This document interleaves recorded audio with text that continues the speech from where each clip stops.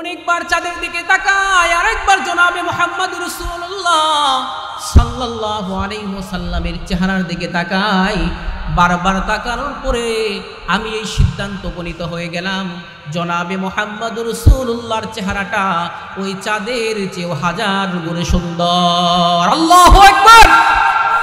মুহাম্মদ যদি আমার কুস্তিতে লড়তে পারে, মুহাম্মদ যদি আমার সাথে কুস্তিতে লড়ে জিততে পারে, আমি সুন্দর করে রুকানা বলে দিলাম, আমি কালেমা পড়ে মুসলমান হয়ে যাব।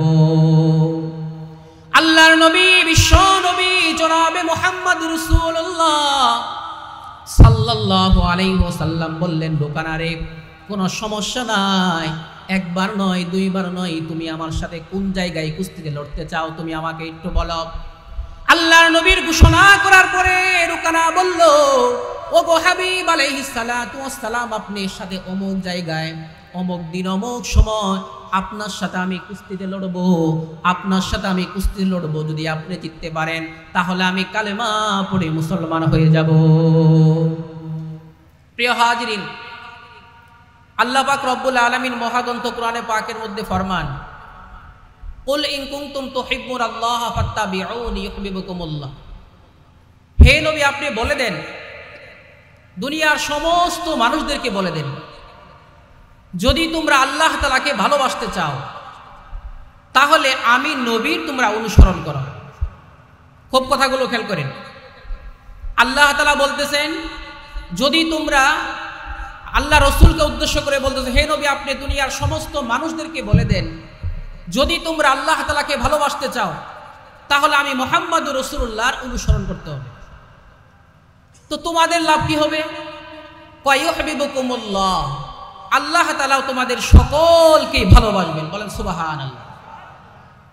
ওয়া ইয়াগফির লাকুম যুনুবাকুম, আল্লাহ তাআলা তোমাদের জীবনের সব গুনাহ খাতাগুলো মাফ করে দিবেন। তাহলে যদি আমরা আল্লাহ তাআলাকে ভালোবাসতে চাই, কার অনুসরণ করতে হবে? আওয়াজ দিয়ে বলেন তো, সবাই বলেন নাই, বলেন কার মহব্বত করতে হবে? রসুলের অনুসরণ করতে হবে। আর রসুলের যদি অনুসরণ আমরা করতে পারি, আল্লাহ তাআলা আমাদেরকে দুইটা পুরস্কার দিবেন। এক নাম্বার পুরস্কার হলো আল্লাহ তাআলা আমাদেরকেও ভালোবাসবেন, দুই নাম্বার পুরস্কার হলো আল্লাহ তাআলা আমাদের জীবনের সব গুনাহ খাতাগুলো মাফ করে দিবেন। একজন মানুষের চাহিদা কি কোন তো দেখি? একজন মানুষের জীবনের লাস্ট চাহিদা, আল্লাহ তাআলা যদি কোনো ব্যক্তিকে ভালোবাসে, জান্নাত কি চাইতে হবে? বলেন, জান্নাত চাইতে হবে? চাইতে হবে না, কারণ কান টানলে মাথায় এমনি আসে, মুরব্বীরা বলে। তো মালিক যদি আমার হয়ে যান তাহলে জান্নাত কিন্তু চাওয়ার কোনো দরকার নাই, জান্নাত আল্লাহ তাআলা আমাকে এমনি এমনি দিয়ে দিবেন। ঠিক কি ঠিক না? প্রিয় হাজিরিন, দ্বিতীয় নম্বর এই আয়াতের নবী করিম সাল্লাল্লাহু আলাইহি ওয়াসাল্লাম একটা হাদিসের মধ্যে ফরমান, আয়াতের মধ্যে বলা হলো, যদি তোমরা আল্লাহ তাআলাকে ভালোবাসতে চাও রসুলের অনুসরণ করতে হবে। রসুলের অনুসরণ বলতে কি বোঝায় সেটা আমাদেরকে বুঝতে হবে। আজকে রসুল করিম সাল্লাল্লাহু আলাইহি ওয়াসাল্লামের বাস্তবতা সেই হাদিস না বুঝার কারণে শুধুমাত্র 12 রবিউল আউয়ালে সুন্দর করে আমরা আশিকে রসুলের পরিচয় দেই, অথচ নবী করিম সাল্লাল্লাহু আলাইহি ওয়াসাল্লাম বলেছেন আশিকে রসুলকে, সেই ব্যক্তির পরিচয় আমাকে জানতে হবে। ঠিক কি ঠিক না? হাদিসে পাকের মধ্যে আল্লাহর হাবিব আলাইহিস সালাতু ওয়াস সালাম উনি ফরমান, মান আহাব্বা সুন্নতি ফাকাদ আহাব্বানি। খুব গভীরে খেয়াল করেন সিরাতের আলোচনা। যে ব্যক্তি আমার সুন্নতকে ভালোবাসবে সে যেন আমাকে ভালোবাসলো। কথাটা কি বুঝছেন? আর একটু সহজ করি, যদি কোনো ব্যক্তি মির্জা আজম সাহেবকে ভালোবাসে, মির্জা আজম সাহেব বললেন তোমরা যদি আমাকে ভালোবাসো তাহলে নৌকা মার্কায় সিল দিতে হবে, কিন্তু আপনারা সকলেই বললেন সিল দিব নৌকা মার্কায়। টাইম যখন চলে আসলো, সুন্দর করে সবাই ইচ্ছা মতো সিল দিলেন ধানের শীষে। বলেন তো, এটা কি মহব্বতের পরিচয় হলো? উনি বলে দিলেন যদি আমাকে ভালোবাসো, আমার দলকে ভালোবাসো, নৌকা মার্কায় সিল দিতে হবে, অথচ সমস্ত পাবলিকরা সিল দিল ধানের শীষে গিয়ে। তাহলে কি মির্জা আজম সাহেব বাংলাদেশ আওয়ামী লীগকে মহব্বত করা হলো নাকি বিএনপিকে মহব্বত করলেন? সুতরাং আল্লাহর নবী আলাইহিস সালাতু ওয়াস সালাম উনি বলেন, যে সমস্ত ব্যক্তিরা বলে নবী করিম সাল্লাল্লাহু আলাইহি ওয়াসাল্লামকে আমি ভালোবাসি, আজকে থেকে হাদিস শিক্ষা নাও। আল্লাহর নবী আলাইহিস সালাতু ওয়াসসালাম বলে দিচ্ছেন, স্পষ্ট করে বলে দিচ্ছেন, মান আহাব্বা সুন্নতি ফাকাদ আহাব্বানি।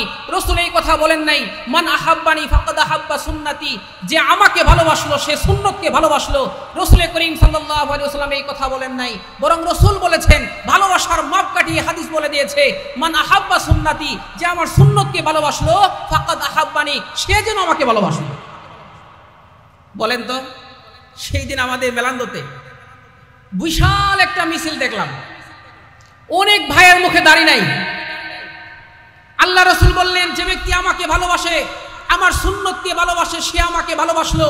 তাহলে বোঝা যায় রাসূলকে যে ভালোবাসতে চায়, মুখে মুখে রাসূলের ভালোবাসা বললে হবে না, মুখে লাগবে রাসূলের সুন্নত, মাথায় লাগবে সুন্নতি টুপি, পোশাক লাগবে সুন্নতি, খাওয়ার সময় সুন্নত লাগবে, প্রস্রাব পায়খানা করার সময় সুন্নত লাগবে। সর্বোপরি যেখানে আমি যাব না কেন, জনাবে মুহাম্মদ রাসূলুল্লাহ সাল্লাল্লাহু আলাইহি ওয়াসাল্লামের সুন্নত মোতাবেক জিন্দেগি পরিচালনা করলেই তাহলে রাসূল বলেন, মান আহাব্বা সুন্নতি, যে আমার সুন্নতকে ভালোবাসলো ফাকাদ আহাব্বানি, সে আমাকে ভালোবাসলো। ওমান আহাব্বানি, যে আমাকে ভালোবাসে, কানা মাই ফিল জান্নাহ, সে আমার সঙ্গে সরাসরি জান্নাতে থাকবে। মাপকাঠি বুঝছেন? তাহলে যদি আমরা মুখে দাড়ি নাই, টুপিও নাই, পাঞ্জাবিও নাই, সারা বছর 12 রবিউল আউয়াল ছাড়া একদিন রাসূলের শানে কোনোদিন গজলও গাই না, কিন্তু 12 রবিউল আউয়াল আসলে কি গায়? রবিউল আউয়াল এলে তোমারি গুণ গায়, রবিউল আউয়াল গেলে তোমায় ভুলে যায়। ঠিকই ঠিক না কথা বলেন? 12 রবিউল আউয়াল আসলে খুব সুন্দর, রাসূলের তামাশা, আশিক রাসূল দেখা, অথচ না আছে দাড়ি, না আছে কোনো সুন্নতি লেবাস। প্রিয় হাজিরিন, আমরা সকলেই জানি ভারতের এক কুলাঙ্গার জনাবে মুহাম্মদ রাসূলুল্লাহ সাল্লাল্লাহু আলাইহি ওয়াসাল্লামকে গালি দিয়েছে, তার পরিবারস্থ সদস্যদেরকে গালি দিয়েছে, অথচ মুসলমানরা নবী করিম সাল্লাল্লাহু আলাইহি ওয়াসাল্লামকে কতটা ভালোবাসেন একটা হাদিস শুনলেই বোঝা যাবে। লা ইউমিনু আহাদুকুম হাত্তা আকুনা হাব্বা ইলাইহি মিন ওয়ালিদিহি ওয়া ওয়ালাদিহি ওয়ান নাসি আজমাইন। আল্লাহর নবী একটা হাদিসের মধ্যে ফরমান, তোমাদের মধ্যে প্রকৃতপক্ষে মুমিন ততক্ষণ পর্যন্ত কোনো ব্যক্তি হতে পারবে না যতক্ষণ পর্যন্ত না আমি মুহাম্মদ রাসূলুল্লাহ তোমাদের কাছে তোমার মা বাবা, তোমার সন্তান সন্ততি, তোমার স্ত্রী, তোমার বন্ধু বান্ধব, তোমার আত্মীয় স্বজন, এমনকি তোমার নিজের জানের চেয়েও বেশি মহব্বত রাসূলুল্লাহকে না করবে, ততক্ষণ পর্যন্ত একজন ব্যক্তিও প্রকৃতপক্ষে মুমিন হতে পারবে না। কে বলেছেন? আল্লাহ নবী আলাইহিস সালাতু ওয়াসসালাম। একজন মানুষ আর একজন মানুষকে ভালোবাসে 3 থেকে 4টা কারণে। আওয়াজ দিয়ে বলেন কয়টা কারণে? 1 নাম্বার হলো সৌন্দর্য, 2 নাম্বার হলো যোগ্যতা, 3 নাম্বার হলো দয়া ও ভালোবাসা। 1 নাম্বার বলেন তো কি বললাম? 2 নাম্বার যোগ্যতা, 3 নাম্বার দয়া ও ভালোবাসা। এখন বুঝতে হবে সবার চেয়ে বেশি মহব্বত করব রাসূলুল্লাহকে। যদি সামান্য পরিমাণ কোনো একটা মেয়ে সুন্দর থাকে, তাই তো হাজার হাজার ছেলে ওই মেয়েটার জন্য নিজের জানটা পর্যন্ত দিয়ে দেয়, দেয় কি দেয় না? আচ্ছা বলেন তো, সব মেয়ে, কিছু মেয়ে আছে এমন যে মেয়েটা খাটো, চামড়াটা অনেক সুন্দর। আচ্ছা এই মেয়েকে কি আপনারা সুন্দর বলেন না? মেয়ে তো সুন্দর কিন্তু খাটো। আরেকটা মেয়ে অনেক উঁচা লম্বা, সুন্দর, চামড়া অনেক সুন্দর, কিন্তু মাথাটা একটু দেখতে বড়। বলেন তো মেয়েটা সুন্দর কিনা? আওয়াজ দিয়ে বলেন সুন্দর কিনা? ওই মেয়েটাও তো সুন্দর, কিন্তু ওই মেয়েটাকে আমরা সুন্দর বলি, তাহলে বোঝা যায় পৃথিবীতে সুন্দর শব্দটা ছোট, একটা সাগর মিলা হলো সুন্দর, ঠিক না? এক একজন এক এক রকমের সুন্দর। আমি এক রকমের সুন্দর, আপনি এক রকমের সুন্দর, আর এক ব্যক্তিকে দেখবেন সেও সুন্দর। সুতরাং বোঝা যায় সুন্দরের মধ্যে পার্থক্য আছে। এক একজন এক এক লাইনে সুন্দর, কিন্তু সুন্দর থাকলেও কোনো ব্যক্তি সুন্দর মাথা সমস্যা, কোনো ব্যক্তি সুন্দর কান সমস্যা, কোনো ব্যক্তি সুন্দর তার নাক সমস্যা, কোনো ব্যক্তি সুন্দর তার পা সমস্যা। এইভাবে সমস্যা থেকে কোনো ব্যক্তি খালি নাই, আছে কোনো না কোনো জায়গায় ঘাটতি কিন্তু ঠিকই আছে। কিন্তু মহানবী সাল্লাল্লাহু আলাইহি ওয়াসাল্লাম কেমন সুন্দর ছিলেন? শামাইলে তিরমিজি কিতাব বের করেন, সুন্দর করে দাওরে হাদিসে পড়ানো হয় এই কিতাব। এখানে লেখা আছে হযরতে আলী রাদিয়াল্লাহু তাআলা উনি ফরমান, মা রাআইতু ক্বাবলাহু ওয়ালা বাদাহু মিসলাহু সাল্লাল্লাহু আলাইহি ওয়াসাল্লাম। বলেন সুবহানাল্লাহ। হযরতে আলী রাদিয়াল্লাহু তাআলা আনহু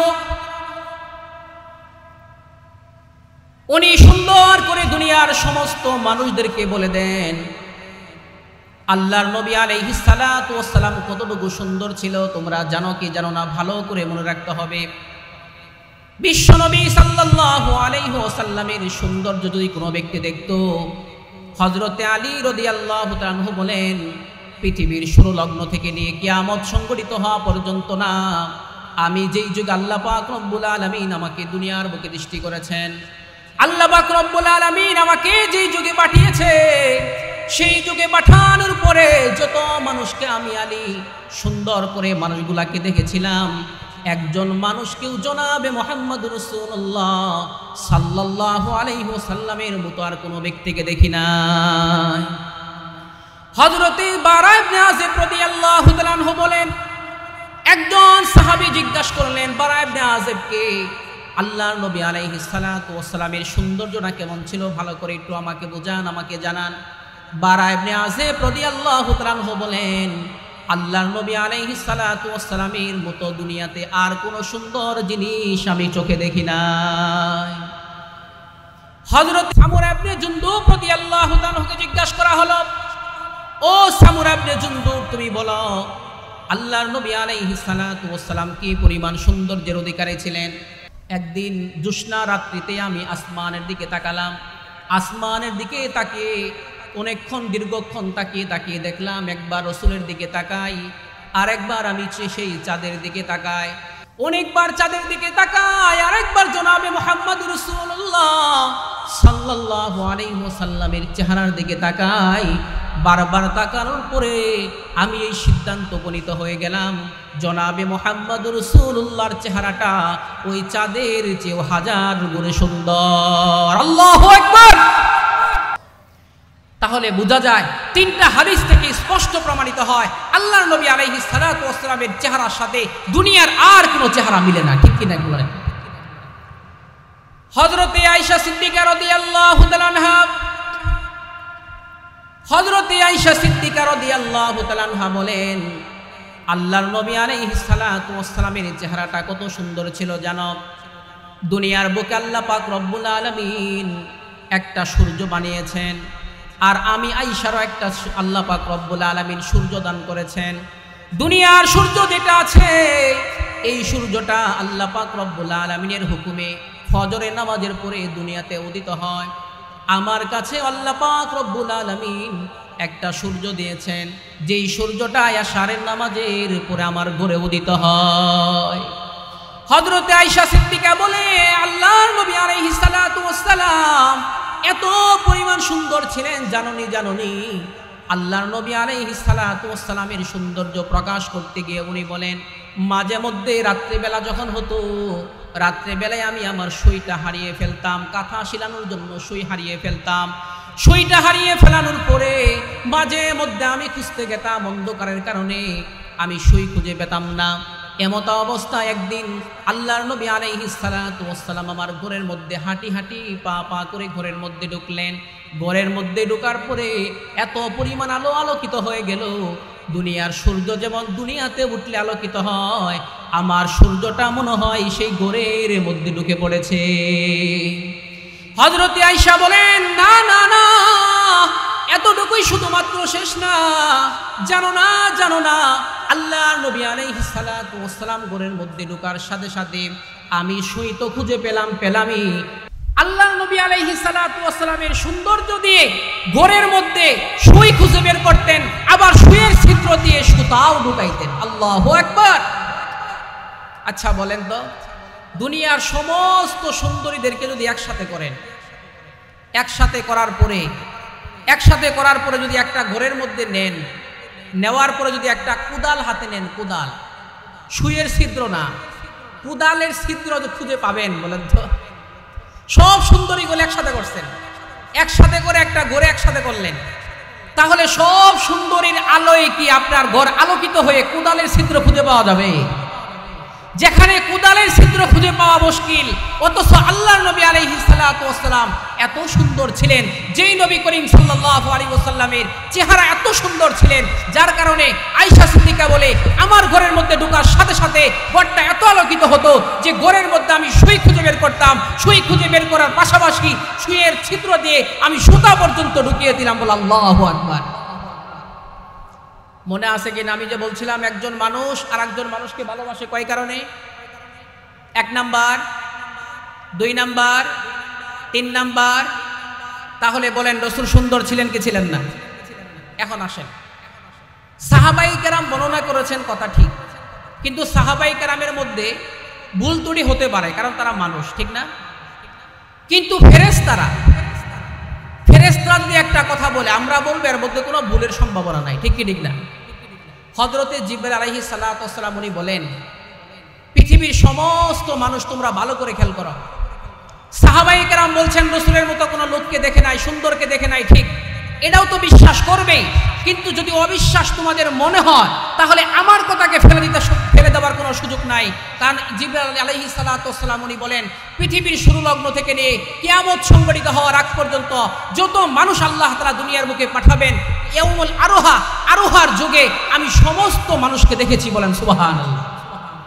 এবং পৃথিবীর এক কোণা থেকে আর এক কোণা পর্যন্ত আমি সফর করেছি, ভ্রমণ করেছি, ভ্রমণ করে দুনিয়ার সমস্ত মানুষকে আমি দেখেছি, কিন্তু একজন মানুষকেও জনাবে মুহাম্মদ রাসূলুল্লাহ সাল্লাল্লাহু আলাইহি ওয়াসাল্লামের চেহারার মতো সুন্দর আর দ্বিতীয় কোনো ব্যক্তিকে দেখি নাই।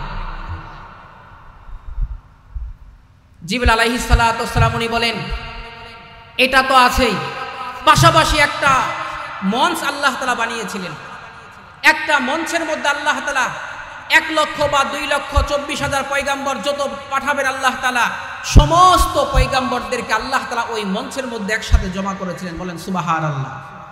আমি জিবরাইল সেটাও দেখেছিলাম, দেখার পরে লক্ষ্য করে দেখলাম সমস্ত নবীদের চেয়ে, সমস্ত উম্মতের চেয়ে কোনো লোককে দেখা বাকি আমার নাই, সব লোককে দেখেছি, সব সৌন্দর্য আমি দেখেছি, সব নবীকে দেখেছি, সমস্ত নবীদের চেয়ে, সমস্ত উম্মতের চেয়ে আপনার আমার নবী তাজদারে মদিনা জনাবে মুহাম্মদ রাসূলুল্লাহ সাল্লাল্লাহু আলাইহি ওয়াসাল্লাম সবার চেয়ে ব্যতিক্রম সুন্দর ছিলেন। আল্লাহু আকবার। প্রিয় হাজিরিন, 1 নাম্বার বলেছিলাম একজন মানুষ আর একজন মানুষকে ভালোবাসার কারণ 1 নাম্বার কি? সৌন্দর্য। তাহলে মুহাম্মদ রাসূলুল্লাহ সুন্দর ছিলেন কি ছিলেন না? 2 নাম্বারে আসেন, যোগ্যতা কেমন ছিল? দেখেন যোগ্যতা অনেক বড় ছিল।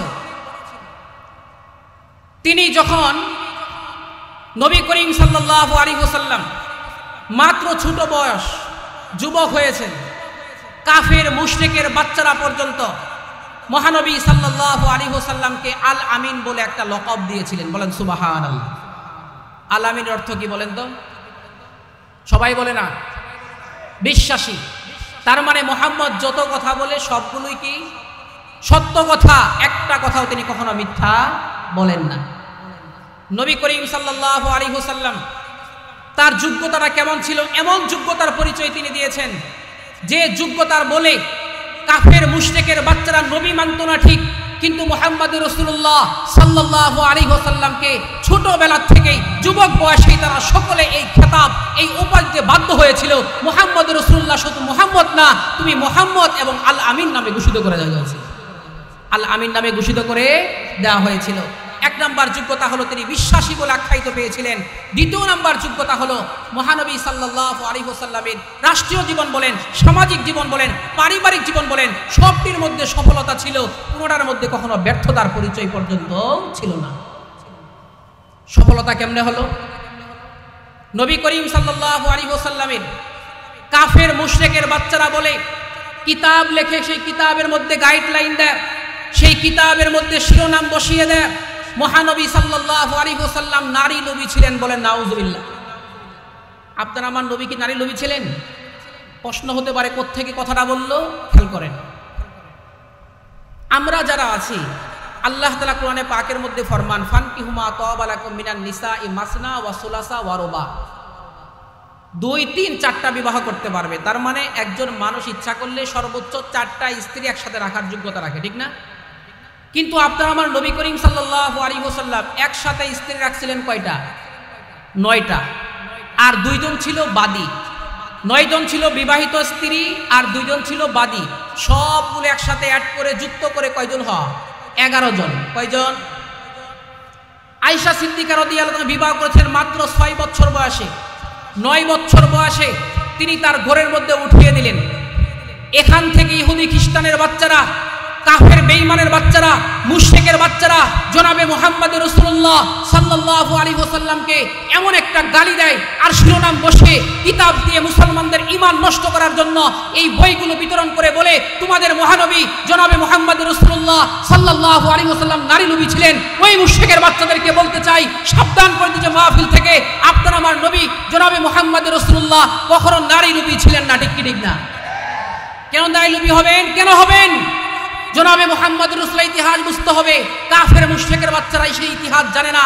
কেন বিবাহ করেছিলেন 9টা এবং 2টা বাদী কেন একসাথে রেখেছিলেন, তার ইতিহাস আজকে বলার চেষ্টা করব ইনশাআল্লাহ। প্রিয় হাজিরিন, জনাবে মুহাম্মদ রাসূলুল্লাহ সাল্লাল্লাহু আলাইহি ওয়াসাল্লাম 9টা বিবাহ কেন করলেন? 6 বছর বয়সে তিনি কেন বিবাহ করলেন? দেখেন, জনাবে মুহাম্মদ রাসূলুল্লাহ সাল্লাল্লাহু আলাইহি ওয়াসাল্লাম বিবাহ করেছিলেন 9টা। বিবাহ করার কারণ ছিল, খুব ভালো করে খেয়াল করা দরকার। দেখেন, শরীয়তের বিধিবিধানগুলো 2 ভাবে বিভক্ত। একটা হলো দৃশ্যমান আর একটা হলো গোপনে গোপনে। বলেন তো, মেয়েদের যদি মেন্স আসে, মাসিক আসে, এই মাসআলাটা যদি কোনো মহিলা নবী করিম সাল্লাল্লাহু আলাইহি ওয়াসাল্লামকে জিজ্ঞাসা করতে পারবে? তার লজ্জা লাগবে কি লাগবে না? আল্লাহর নবী আলাইহিস সালাতু ওয়াস সালাম জানতেন শরীয়তের বিধিবিধানগুলো জানার জন্য 2টা সিস্টেম। একটা হলো ভিতরের কিছু মাসআলা, আর একটা হলো বাহ্যিক দৃষ্টিতে কিছু মাসআলা। বাহ্যিক দৃষ্টিতে মাসআলাগুলো সাহাবায়ে কেরাম আমাকে সরাসরি জিজ্ঞাসা করবে, আর ভিতরের যে মাসআলাগুলো আছে, মাসিক হলে 3 দিন হবে, 5 দিন হবে, 7 দিন হবে, 7 দিন কি নামাজ পড়তে হবে কি হবে না, 7 দিন রোজা রাখতে হবে কি হবে না, এই বিষয়গুলো জানার জন্য মহানবী সাল্লাল্লাহু আলাইহি ওয়াসাল্লামকে কোনো মহিলা জিজ্ঞাসা করবে? আল্লাহ নবী আলাইহিস সালাতু ওয়াস সালাম ভাবলেন ভিতরের মাসআলাগুলো জানার জন্য অনেক দরকার। এই মাসআলাগুলো জানবে কোত্থেকে? আল্লাহ নবী আলাইহিস সালাতু ওয়াস সালাম একাধিক স্ত্রী বিবাহ করার কারণ একটাই ছিল, যাতে করে বিতর্কতা এক এক স্ত্রীর সাথে এক এক রকমের মাসআলার সমাধান হবে।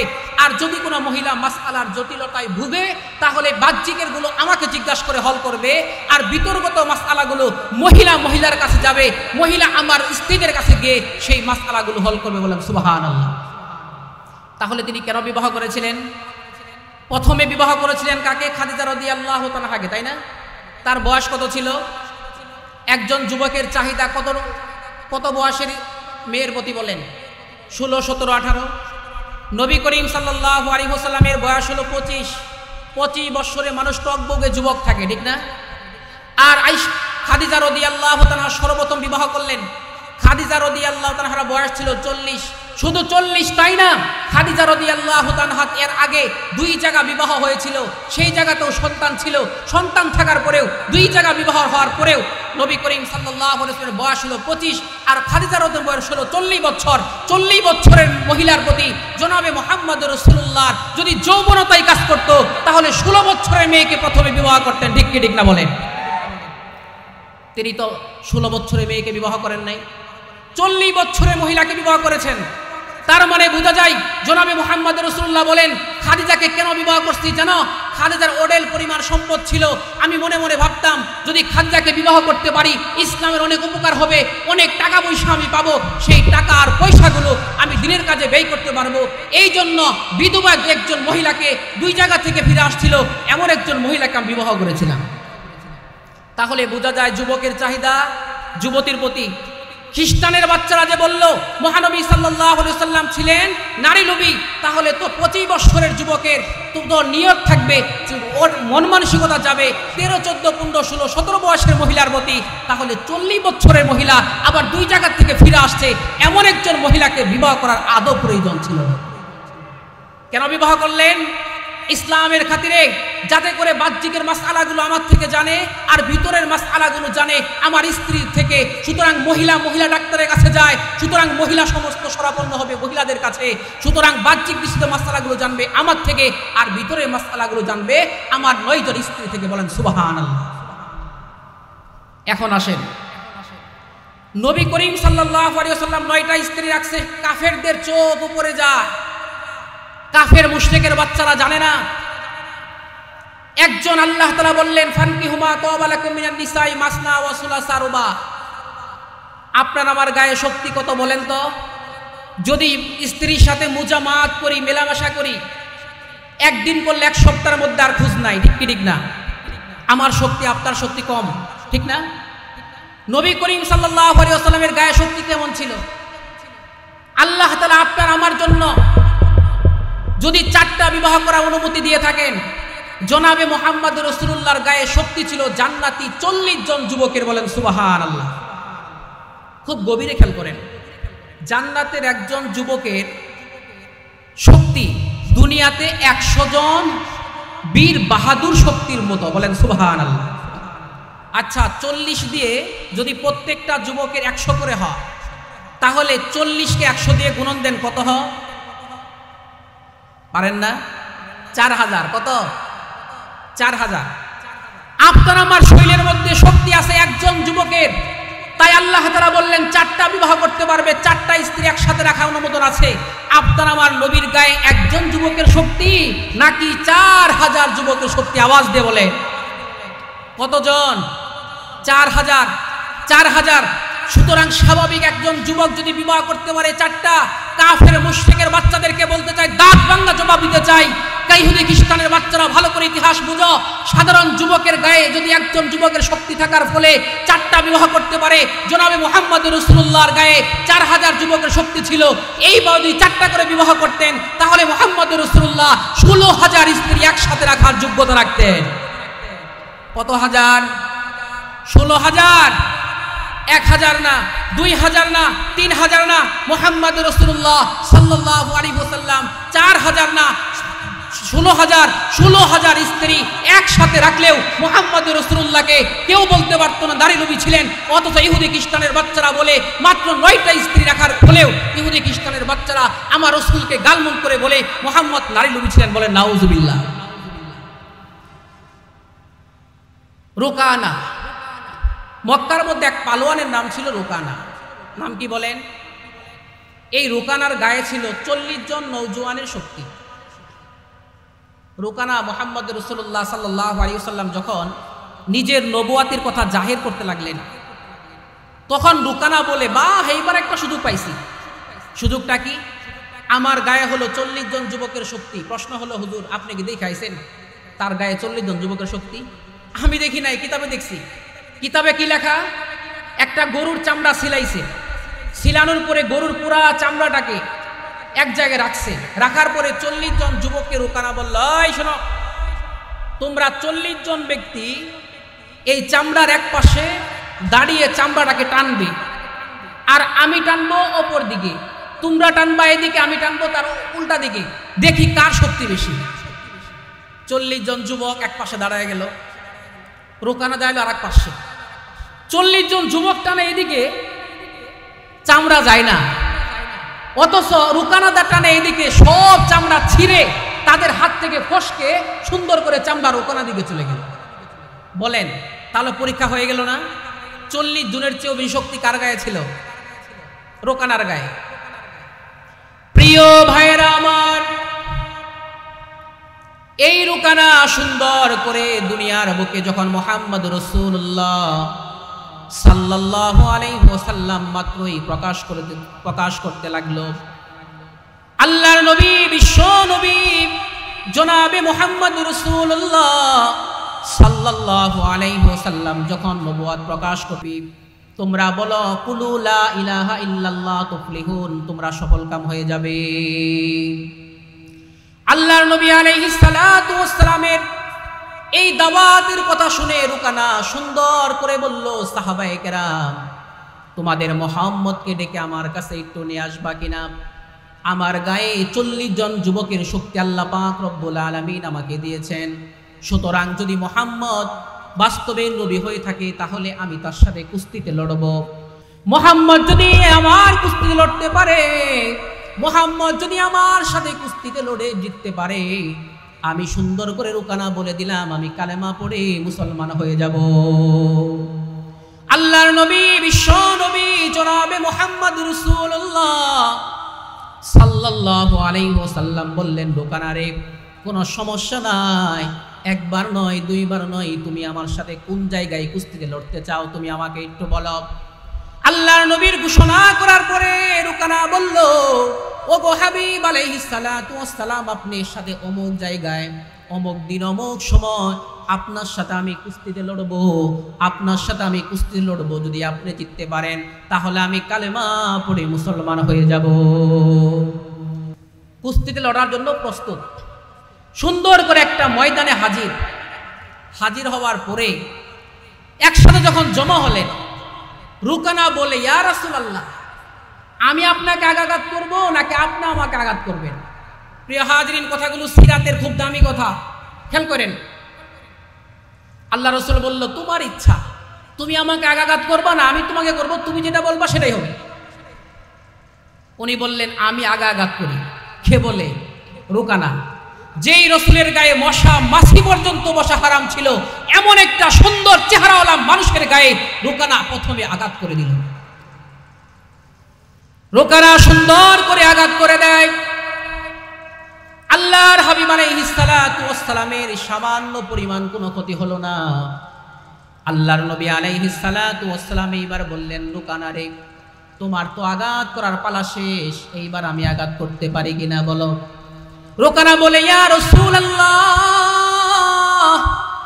আমি তো আপনাকে প্রথম আঘাত করেছি, এখন আপনার আঘাতের পালা যেহেতু এসেছে, আপনি আমাকে আঘাত করতে পারেন। আল্লাহর নবী আলাইহিস সালাতু ওয়াস সালাম বলেন, আমি আমার পুরা শরীরের যত শক্তি ছিল সামান্য পরিমাণ শক্তি দিয়ে আঘাত করি নাই, আমার সামান্য পরিমাণ শক্তি দিয়ে আঘাত করি নাই। সামান্য বিদ্যাঙ্গুলিটা যখন রুকানার গায়ের মধ্যে আমি যখন হালকা একটু পরিমাণ টাচ করে দেই, টাচ করে দেওয়ার সাথে সাথে রুকানা আমার নিচে পড়ে যায়। আল্লাহর নবী আলাইহিস সালাতু ওয়াস সালাম বুকের উপরে উঠে যায়।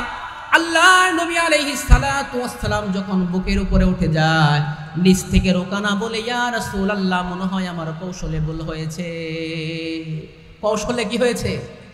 ভুল হয়েছে, আরেকবার ট্রাই করি। আল্লাহর নবী আলাইহিস সালাতু ওয়াস সালাম বলে, রুকানা রে, একবার নয় দুইবার নয় তিনবার নয়, তোমার যতবার মনে চাই ততবার আমার সাথে কুস্তিতে লড়তে পারো রুকানা। মনের ভিতরে বড় আশা, তোমার সাথে কুস্তিতে লড়ার মতো সক্ষমতা আমার দরকার নাই রে নাই। আমার বড় বুকের ভিতরে বড় আশা, রুকানারে, একবার নয় দুইবার নয়, যতবার তোমার মনে চাই ততবার আমার সাথে কুস্তিতে লড়ো, কিন্তু আমার দিলের ভিতরে বড় আশা, তুমি যেন কালেমা পড়ে মুসলমান হয়ে যাও। আল্লাহর নবী আলাইহিস সালাতু ওয়াস সালামকে রুকানা আবার আঘাত করে। আল্লাহর নবী আলাইহিস সালাতু ওয়াস সালামের সামান্য পরিমাণ কোনো সমস্যা হলো না। আল্লাহর নবী আলাইহিস সালাতু ওয়াস সালাম বলেন, রুকানা, তুমি তো আঘাত করেছো, এবার আমার পালা আঘাত করব কিনা? রুকানা বলে, ইয়া রাসূলুল্লাহ, আপনি এবার আপনার আঘাত করার পালা, আপনি এবার আক্রমণ করেন, আমাকে আঘাত করেন। কিতাবের মধ্যে লেখা হয়, আল্লাহর নবী আলাইহিস সালাতু ওয়াস সালাম পরিপূর্ণ শক্তি দিয়ে আঘাত না করে সামান্য বিদ্যা আঙ্গুলটা যখন আবার রুকানাকে টাচ করে, সাথে সাথে রুকানা আবার নিচে পড়ে যায়। আল্লাহু আকবার। দ্বিতীয়বার আবার নিচে পড়ে গেল।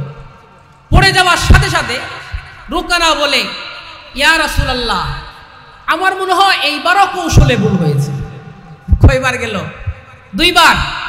আল্লাহ রাসূলের বুকে বড় আশা, একবার নয় দুইবার নয় তিনবার নয়, তোমার যতবার মনে চাই ততবার আমার সাথে কুস্তি লড়তে পারো, কোনো সমস্যা নাই। রুকানা বলে, ইয়া মুহাম্মদ, আবার তোমাকে আঘাত করব। আল্লাহর নবী আলাইহিস সালাতু ওয়াস সালাম বললেন, তুমি আমাকে আঘাত করো, কোনো সমস্যা নাই। আল্লাহর নবী আলাইহিস সালাতু ওয়াস সালামকে এইবার রুকানা আঘাত করে কোনো রাসূলের সমস্যা হয় না। আল্লাহর নবী আলাইহিস সালাতু ওয়াস সালাম এইবার বলে, রুকানা, তোমাকে আঘাত করব কিনা?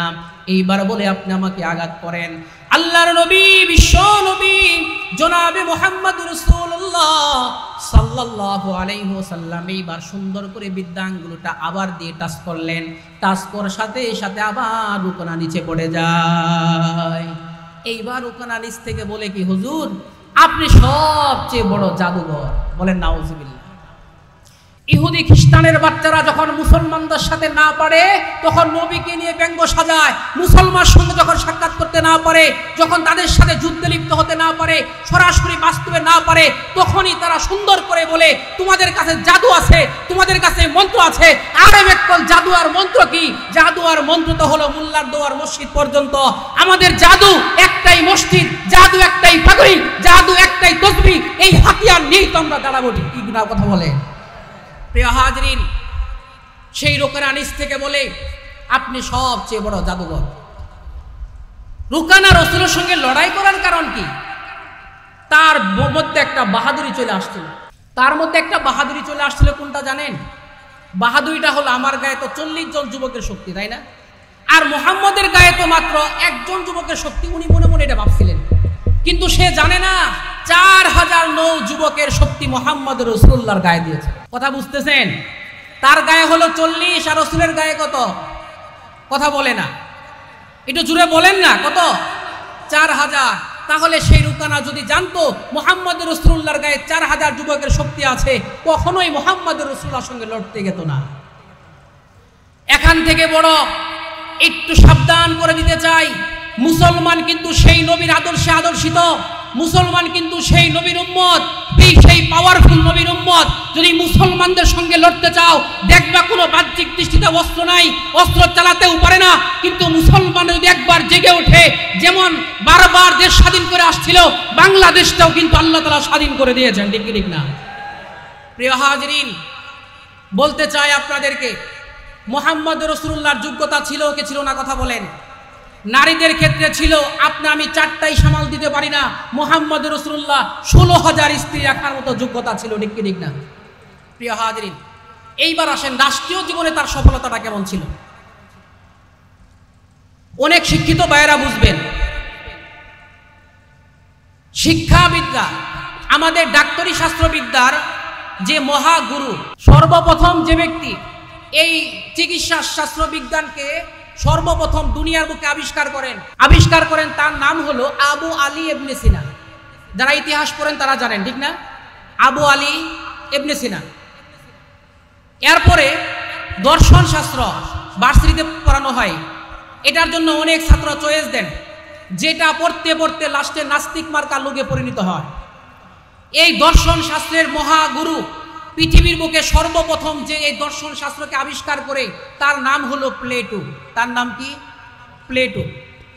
এই প্লেটো এদিক দিয়ে হলো চিকিৎসা শাস্ত্র বিজ্ঞানের মহাগুরু আবু আলী ইবনে সিনা। আবু আলী ইবনে সিনার ইতিহাস পড়ে দেখবেন, লাস্টের জীবনে তিনি যখন মৃত্যু শয্যায় শায়িত হলেন, তখন তার সঙ্গপঙ্গরা তার কাছে গিয়ে বললেন, আপনার জীবনের শেষ ইচ্ছাটা কি, এটা আমাকে একটু জানান। আবু আলী ইবনে সিনা বলেন, আমার জীবনের শেষ ইচ্ছা হলো একটাই। শেষ ইচ্ছা কোনটা? আমার বড় আশা ছিল চিকিৎসা শাস্ত্র বিজ্ঞানটাকে আরো সুন্দর করে গোটা পৃথিবী জুড়ে ছড়িয়ে দেওয়ার, কিন্তু আমার মৃত্যু শয্যায় শায়িত হয়ে গিয়েছি, আমার মনে হয় এটা আর বাস্তবে রূপ দেওয়া সম্ভব হবে না, সুতরাং আমার এটা ব্যর্থতার পরিচয় নেই, আমাকে মনে হয় মরতে হবে। তাহলে বলেন, আবু আলী ইবনে সিনা এত বড় চিকিৎসা শাস্ত্র বিজ্ঞানের মহাগুরু, তার জীবনের লাস্ট কথা কি ছিল? সফলতা না ব্যর্থতা? কথা বুঝেন নাই? সফলতা না ব্যর্থতা? ব্যর্থতা। দ্বিতীয় নাম্বার হলো প্লেটো। যখন সে মৃত্যু শয্যায় শায়িত হয়ে গেল, তখন অনেক সঙ্গবঙ্গ আয়সা বলে, আপনার শেষ ইচ্ছা কি ছিল বলেন? তিনি বলেন, দর্শন শাস্ত্রটাকে সুন্দর করে পরিণত করে দেওয়া, পুরা পৃথিবী জুড়ে ছড়িয়ে দেওয়া আমার ইচ্ছা ছিল, কিন্তু আমার হায়াত শেষ, আমি মনে হয় এটা আর পারবো না। সুতরাং তার জীবনেও ইতিহাস পড়ে দেখবেন, সফলতা না ব্যর্থতা? কখন? মৃত্যুর একদিন আগে না, মৃত্যু শয্যার সময়। মৃত্যু শয্যার সময়। এরপরে আমাদের এই দেশ শাসন করলে এক সময় আইয়ুব খান। তার জীবন ইতিহাস যদি পড়েন, আমরা পড়েছি, পড়ার পরে লক্ষ্য করে দেখবেন, তিনার জীবন ইতিহাস যদি লক্ষ্য করেন, শেষ ইচ্ছা ছিল, মানুষ তাকে জানতে চেয়েছিল, বলেন আপনার শেষ ইচ্ছা কি? তিনি বলেছিলেন, বাংলাদেশটাকে সুন্দর করে দারিদ্র মুক্তকরণ, সমস্ত গড়গুলো ভালো করে যেন হয়, মানুষ দিন অনাহারে না ভুগে, এটা ভালো করে পরিণত করা, কিন্তু আমার মনে হয় এটা হায়াতে কোলাবে না, আমার মেয়াদ শেষ, আমি মনে হয় এটা পরিপূর্ণ রূপ দিতে পারবো না। বলেন তো, আইয়ুব খানের জীবনের শেষ সময়টা সফলতা না ব্যর্থতা? জোরে বলেন, সফলতা না ব্যর্থতা? ব্যর্থতা। এরপরে এই দেশ শাসন করে জুলফিকার আলী ভুট্টো, এরপরে এই দেশ শাসন করে শেখ মুজিবুর রহমান, এরপরে দেশ শাসন করে জিয়াউর রহমান সাহেব, এরপরে দেশ শাসন করে শেখ হাসিনা সাহেবা, এরপরে দেশ শাসন করে মাননীয় সাবেক প্রধানমন্ত্রী বেগম খালেদা জিয়া, একের পর এক যারাই শাসন করেছে সমস্ত শেখ হাসিনাকে জিজ্ঞাসা করতে চান, তারও জীবনের ইতিহাস একটাই হবে, বাংলাদেশকে সুন্দরে পরিণত করতে চেয়েছিলাম কিন্তু আমি পারলাম না, আমার সব কিছু ফেলে থুয়ে আমাকে এখান থেকে চলে যেতে হলো। ঠিক কি ঠিক না? প্রিয় হাজিরিন, বলতে চাই ইতিহাস শাস্ত্র না, চিকিৎসা বিজ্ঞানের শাস্ত্র মহাগুরু, তাকে জিজ্ঞাসা করলে পাবেন ব্যর্থতা। দর্শন শাস্ত্রের যদি মহাগুরু প্লেটু, ওকে জিজ্ঞাসা করলে পাবেন ব্যর্থতা। আইয়ুব খানকে জিজ্ঞাসা করলে পাওয়া যায় ব্যর্থতা। এদিক দিয়ে আপনি জুলফিকার আলী ভুট্টোকে জিজ্ঞাসা করবেন, তার জীবনের সর্বশেষ সময় হলো ব্যর্থতা।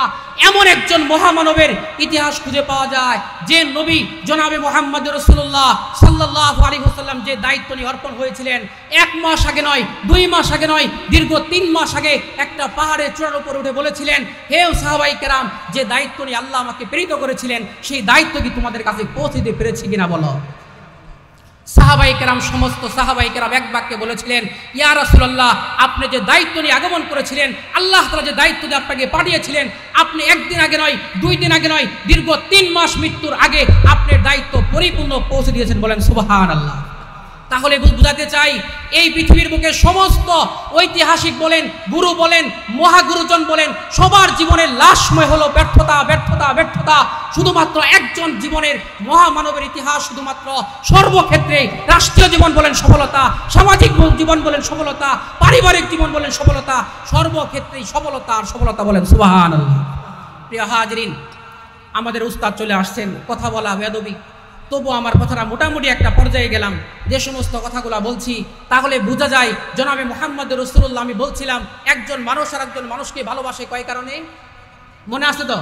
3 কারণ। একটা হলো সৌন্দর্য। মুহাম্মদ রাসূলুল্লাহ সবার চেয়ে সুন্দর ছিলেন কি ছিলেন না? 1 নাম্বার পাইলাম। 2 নাম্বার হলো যোগ্যতা। রাষ্ট্রীয় জীবনে দেখাইলাম তার যোগ্যতা কেমন ছিল, পারিবারিক জীবনে দেখাইলাম কেমন যোগ্যতা ছিল। সর্বলাইনে মুহাম্মদ রাসূলুল্লাহর যোগ্যতার থেকে আর পৃথিবীর দ্বিতীয় কোনো ব্যক্তির যোগ্যতা তার মতো হতে পারে না। 3য় নাম্বার ছিল আপনার দয়া ও ভালোবাসা। একটা কথা বলে শেষ করে দেব, দয়া ভালোবাসা কেমন ছিল। একজন সাহাবী আল্লাহ নবী আলাইহিস সালাতু ওয়াস সালামের কাছে আসছেন, তিনি বাম হাত দিয়ে খানা খাচ্ছেন। আল্লাহ রসুল বললেন, কুল বিয়ামিনিক, ওই ডান হাত দিয়ে খাও। সে বলে, লা আস্তাতিউ বিয়ামিনি, আমি ডান হাতে শক্তি পাই না, মিথ্যা কথা বলেছিল। আল্লাহ রসুল বললেন, কিয়ামত পর্যন্ত যেন, বা যতদিন তুমি বেঁচে থাকবে ততদিন পর্যন্ত যেন আর ডান হাত উঠিয়ে ভাত খেতে না পারো। প্রশ্ন হতে পারে, ওমা আরসালনাকা ইল্লা রাহমাতাল লিল আলামিন। আল্লাহ তাআলা একটা আয়াতের মধ্যে বলে, হে নবী, আপনাকে পাঠিয়েছি বিশ্ববাসী রহমত স্বরূপ। রসুল শুধু দোয়া করবেন, বদদুয়া কেন করলেন? প্রশ্ন হয় কি হয় না? এটা বদদুয়া করেছে তা না। দেখো, মুহাম্মদ রাসূলুল্লাহর কথা যদি সরাসরি কেউ রদ করে দেয়, প্রত্যাখ্যান করে দেয়, রসুলের সামনে মিথ্যা কথা বলে বা রসুলের কথাকে সরাসরি রদ করে দেয়, বাতিল করে দেয়, সরাসরি সে কাফের হয়ে যায়। কি হয়ে যায়? কাফের। বলেন, কাফেরের ঠিকানা কোথায়? জাহান্নাম না জান্নাত? তো আল্লাহর নবী দয়া ভালোবাসার পরিচয় দিয়ে বললেন, নবী জানতেন সাহাবীর হাতের মধ্যে শক্তি ছিল, কিন্তু শক্তি থাকার পরও সে মিথ্যা বলেছে। এই মিথ্যা বলার কারণে সে অগণিত জাহান্নাম কাটতে হবে। আমি মুহাম্মদ রাসূলুল্লাহ বদদুয়া করে দিলাম, যাতে দুনিয়ার শাস্তি ভোগ করার পরে হাতটা আর না চলে, হাত দিয়ে ভাত খেতে অবশ্যই পারবে না, ঠিক বদদুয়া করার কারণে, কিন্তু দুনিয়ার শাস্তি দুনিয়াতে নিয়ে নিলাম, যাতে এই সাহাবী মৃত্যুর পরে অনন্তকাল জাহান্নামের কাটতে না হয়। বলেন, রহমতের পরিচয় দিয়েছেন নাকি রহমত ছাড়া পরিচয় দিয়েছেন? তাহলে নবী করিম সাল্লাল্লাহু আলাইহি ওয়াসাল্লামের দয়া ভালোবাসা ছিল কি ছিল না? অনেক ঘটনায় ছিল, বলতে পারলাম না। তাহলে জনাব মুহাম্মদ রাসূলুল্লাহকে 3টা গুণ যেহেতু তার মধ্যে পরিপূর্ণ বিদ্যমান ছিল, এজন্য মুহাম্মদ রাসূলুল্লাহ বলে, তোমার মা, তোমার বাবা, তোমার সন্তান, তোমার স্ত্রী, এমনকি তোমার জানের চেয়েও যতক্ষণ পর্যন্ত মুহাম্মদ রাসূলুল্লাহকে বেশি ভালো না বাসবে, ততক্ষণ পর্যন্ত প্রকৃতপক্ষে মুমিন হতে পারবে না। তাহলে আমরা পারবো তো ইনশাআল্লাহ রাসূলুল্লাহকে ভালোবাসতে? কি বলেন? যে সমস্ত কথাগুলো বলছি, আল্লাহ তাআলা সবাইকে বুঝে শুনে সকলকে আমল করার তৌফিক দান করেন। সবাই বলেন আমিন। ওয়া আখিরু দাওয়ানা আনিল হামদুলিল্লাহি রাব্বিল আলামিন। আসসালামু আলাইকুম ওয়া রাহমাতুল্লাহি ওয়া বারাকাতুহু।